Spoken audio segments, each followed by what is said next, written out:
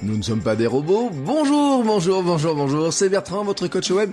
Bienvenue dans ce nouvel épisode du podcast, épisode 321. Nous sommes lundi, j'espère que vous avez la grande forme, la bonne patate. J'ai vu dans ma timeline tout à l'heure, j'ai regardé un petit peu. J'ai rigolé parce que moi, pendant que je dormais tranquillement, j'ai vu qu'il y en avait plein qui regardaient les Oscars. Et moi, les Oscars, ça m'intéresse pas du tout. Mais alors vraiment, je dois vous dire, vraiment pas du tout. Moi, j'ai soigné mon énergie, ma forme pour être vraiment bien en ce début de semaine et vous parler un petit peu de communication et notamment de communication entre êtres humains. Parce que finalement, la communication entre êtres humains, c'est de ça dont nous parlons tout le temps, mais parfois, nous avons tendance un petit peu à l'oublier. Alors, je commence par une petite citation. Albert Einstein disait « Je parle à tout le monde de la même manière, que ce soit l'éboueur ou le président de l'université ». Et ce que je voudrais vous amener aujourd'hui à penser, c'est que finalement, nous devons nous considérer, quand nous communiquons sur Internet, nous sommes des êtres humains qui parlons à d'autres êtres humains. Sur Internet, votre audience, vous pouvez la désigner sous plein de formes, on a plein de mots pour le faire. Allez, on va faire une petite liste. On pourrait les appeler des lecteurs, des followers, des fans, des statistiques, des abonnés, des taux d'ouverture à votre newsletter, des taux d'engagement, ou même on pourrait dire ce sont des personas. Alors d'ailleurs, ces personas, c'est-à-dire c'est une manière de représenter son audience sur une personne qui ressemble à la moyenne des gens à qui on veut s'adresser. J'en suis de moins en moins fan parce que finalement, derrière, il faut pas oublier que quand on s'adresse dans un podcast, dans une vidéo, dans un billet de blog, dans une newsletter, on parle vraiment à quelqu'un. Oui, quelqu'un. Je peux pas vous mettre dans une case globale, vous, de créateur, ou créateur de contenu, ou entrepreneur, ou quoi que ce soit. Non, vous êtes des personnes. Et en fait, quand vous allez écouter là le podcast, quand vous l'écoutez là tout de suite, quand vous m'écoutez moi tout de suite, vous m'écoutez avec votre cœur, vos sentiments, votre état d'esprit du moment. Vous êtes peut-être dans votre voiture, dans le métro, vous êtes peut-être en train de faire du sport, en train de marcher, peut-être au bureau, peut-être vous avez une oreille attentive, peut-être pas. Moi, ça, je peux pas le savoir. En tout cas, je dois essayer de me mettre dans une position où je me dis comment vous, en tant qu'être humain, vous allez recevoir le message que je suis en train de vous donner, moi, en tant qu'être humain. Et c'est valable pour tout ce que nous faisons en communication. Parce que finalement, nous sommes tous ici des personnes, nous vivons, nous créons, nous travaillons, nous consommons du contenu en tant que personne. Un même contenu va résonner chez certains et pas du tout chez d'autres. J'ai des épisodes qui parfois, j'ai des remarques, ont hérissé le poil de certains et que d'autres ont adoré, et inversement. Et c'est un petit peu, vous voyez, c'est ce sentiment-là, comment dire, je dis souvent, il y a un vrai problème dans la communication, c'est l'humain, quoi. C'est parce qu'il y a beaucoup de gens, vous voyez, ils voudraient avoir une recette toute faite de comment communiquer, de comment parler, etc. Mais à un moment donné, s'ils s'intéressent pas à l'humain, la recette, elle marche pas. Alors, Chris Ducker parle d'un état d'esprit P2P, j'aime bien cette formule, people to people, on pourrait appeler ça personne à personne. C'est-à-dire que c'est plus qu'une approche, D'ailleurs, c'est vraiment l'état d'esprit. C'est-à-dire que nous vivons dans une époque où nous pouvons théoriquement parler au monde entier, mais vraiment au monde entier. On pourrait faire traduire nos messages dans tous les sens, etc. Vraiment, on peut le faire. On est aussi dans une époque où les robots, l'intelligence artificielle font des progrès importants, on ne cesse de parler de ça. L'informatique peut conduire une bagnole et produire un article, et pas si mal que ça dans les deux cas. Mais nous restons des êtres humains et nous ne sommes pas des robots donc, et vous ne parlez pas à des robots. Vous n'êtes pas un robot quand vous produisez votre contenu et vous ne parlez pas à des robots.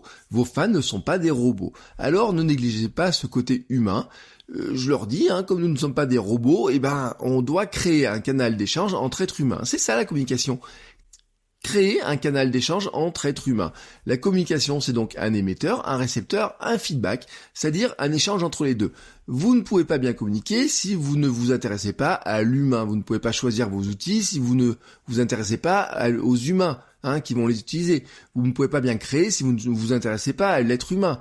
Nous pouvons créer des communautés sur n'importe quel sujet, mais sur beaucoup de sujets, la réaction va pas peut-être se faire comme on l'espère, ou peut-être que les gens, ils ont un axe de vision des choses, ils ont une perception, ils ont des moyens de réagir ou une forme de réaction qui n'est pas celle qu'on espère, ou en tout cas, il faut se poser la question de comment est-ce qu'ils peuvent réagir quand on fait quelque chose.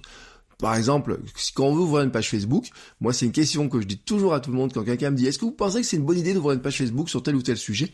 Et je la regarde, je leur dis « Mais est-ce que vraiment vous pensez, vraiment sincèrement, demandez-vous, est-ce que quelqu'un peut devenir fan de votre page ?» Alors, je le pose à tout le monde, Des fois c'est oui, des fois c'est non, ou des fois c'est pas tout à fait comme on le pense. Alors c'est pour moi une question extrêmement importante parce que souvent on a des pages fans qui sont créées, qui n'ont pas beaucoup de fans, et c'est juste parce que des fois elles s'y prêtent pas. C'est pas le sujet qui s'y prête pas, c'est parfois la tournure, c'est parfois la manière d'envisager les choses. Ça ne veut pas dire que vous n'avez personne qui veut l'information, hein. C'est pas parce qu'il n'y a pas de fans que les gens ne veulent pas l'information. Mais c'est juste que des fois ils ne veulent que l'information. C'est-à-dire que votre humain, là, quand il consulte votre contenu, il a un problème à résoudre sur l'instant, mais peut-être pas au point d'entrer dans une communauté. Peut-être que c'est un problème temporaire, peut-être qu'il a un problème à résoudre maintenant, mais qu'il n'a pas envie d'en entendre parler pendant 2 mois, 3 mois, 1 an ou je ne sais pas quoi. Ça peut vouloir aussi dire que devenir fan et le montrer à ses amis, parce que c'est ce qui se passe sur Facebook, sur Instagram, quand on devient fan d'une page, d'un compte, on le montre à ses amis, ça peut lui poser problème. Peut-être qu'il a pas envie de montrer qu'il a ce problème à résoudre. Et je pense aussi que vous ne pouvez pas vraiment réussir sur des réseaux comme Instagram si vous ne prenez pas en compte l'humain. Les stories, les discussions privées sont une partie extrêmement humaine du réseau. Et vous voyez, c'est compliqué de se dire on va rester dans un cadre précis, etc. Je vois beaucoup de comptes Instagram, mais ça je vous en reparlerai, où vraiment ils sont tellement centrés sur une seule activité, sur un seul point, que c'est des vrais robots. Je parle souvent des comptes de curation, mais ça peut être aussi des comptes de coach, de formateurs, etc. Ils ne vous parlent que d'un sujet. Ils vous mettent que des citations, que des choses comme ça, et on voit pas qu'il y a de l'être humain derrière. On dirait des robots. Être humain, c'est aussi vous regarder en tant que personne. Pourquoi vous le faites? Qu'est-ce que cela vous apporte en termes de personne? Être capable de s'ouvrir, de s'éloigner du simple aspect technique, de la ligne éditoriale, de être capable d'aller chercher des anecdotes, les sentiments que vous ressentez. Je vous parle souvent de passion, de joie, de partage. On parle souvent de trouver son pourquoi. Tout ça, c'est extrêmement humain. Et puis, des êtres humains, ça crée des relations. Le monde n'est pas fait que de contenu que l'on consomme, de vente ou de transaction. Je ne suis pas seulement là pour vous donner de l'information, je veux vous aider en tant que personne, je veux vous aider à changer, à vous transformer via la création, à transformer votre vie via la création, peut-être pour certains, vous accompagner là-dedans, vous accompagner aussi vers l'entrepreneuriat, c'est ça qui me plaît le plus. Mais pour le faire, il faut construire des relations humaines, de la confiance, une vraie relation, et ça se fait avec du sentiment, ça se fait entre êtres humains. Je suis très attaché à l'esprit communautaire, à l'approche humaine, à l'accompagnement, le coaching, la formation. Ça fait des années que je fais de la formation, ça fait des années que je fais des cours. Là, après l'enregistrement du podcast, je pars pour faire une formation, je fais 3 jours de formation. On est entre êtres humains, j'ai peut-être 7 ou 10 personnes dans la salle, et moi j'arrive en tant qu'être humain qui va aider d'autres êtres humains à réaliser leur but. Eux, ils ont un problème, et moi je dois les aider, vous voyez, dans ce problème-là.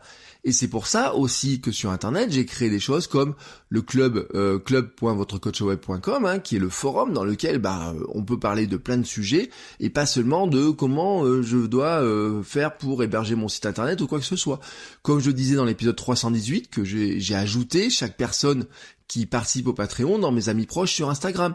Mais c'est aussi pour ça que, par exemple, sur le Patreon, j'ai inclus un podcast privé très personnel dans lequel je donne plus de perspectives sur ce que je fais, sur la création, sur mon état d'esprit. C'est aussi pour donner un petit peu des clés pour comprendre, mais aussi pour développer l'affinité. Mais c'est aussi le corollaire de tout ça, c'est que il faut prendre le temps aussi de faire attention un petit peu aux autres, dire merci, prendre le temps d'envoyer un petit message sympa, un petit encouragement, demander comment vont les autres.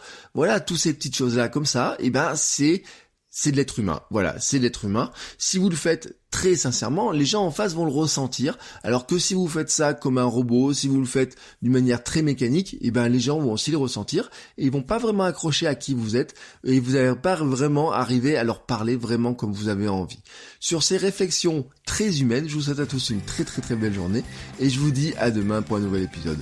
Ciao ciao les créateurs!